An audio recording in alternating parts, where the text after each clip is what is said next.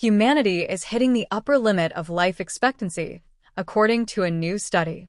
Advances in medical technology and genetic research, not to mention larger numbers of people making it to age 100, are not translating into marked jumps in lifespan overall, according to researchers who found shrinking longevity increases in countries with the longest living populations. We have to recognize there's a limit and perhaps reassess assumptions about when people should retire and how much money they'll need to live out their lives, said S. J. Olshansky, a University of Illinois Chicago researcher who is lead author of the study published Monday by the journal Nature Aging. Mark Hayward, a University of Texas researcher not involved in the study, called it a valuable addition to the mortality literature. We are reaching a plateau in life expectancy, he agreed. It's always possible some breakthrough could push survival to greater heights, but we don't have that now, Hayward said. What is life expectancy?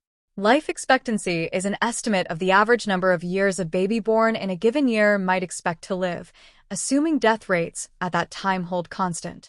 It is one of the world's most important health measures, but it is also imperfect.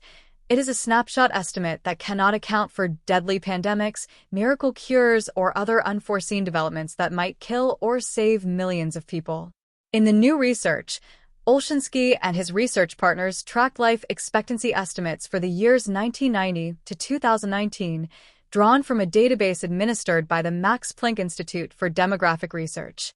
The researchers focused on 8 of the places in the world where people live the longest: Australia, France, Hong Kong, Italy, Japan, South Korea, Spain, and Switzerland. The US doesn't even rank in the top 40, but is also included because we live here and because of past, bold estimates that life expectancy in the US might surge dramatically in this century, Olshansky said. Who lives the longest? Women continue to live longer than men, and life expectancy improvements are still occurring, but at a slowing pace, the researchers found. In 1990, the average amount of improvement was about 2.5 years per decade.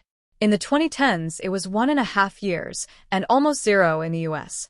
The US is more problematic because it is harder hit by a range of issues that kill people even before they hit old age, including drug overdoses, shootings, obesity, and inequities that make it hard for some people to get sufficient medical care. But in one calculation, the researchers estimated what would happen in all 9 places if all deaths before age 50 were eliminated. The increase at best was still only 1.5 years, Olshansky said. Eileen Crimmins, a University of Southern California gerontology expert, said in an email that she agrees with the study's findings.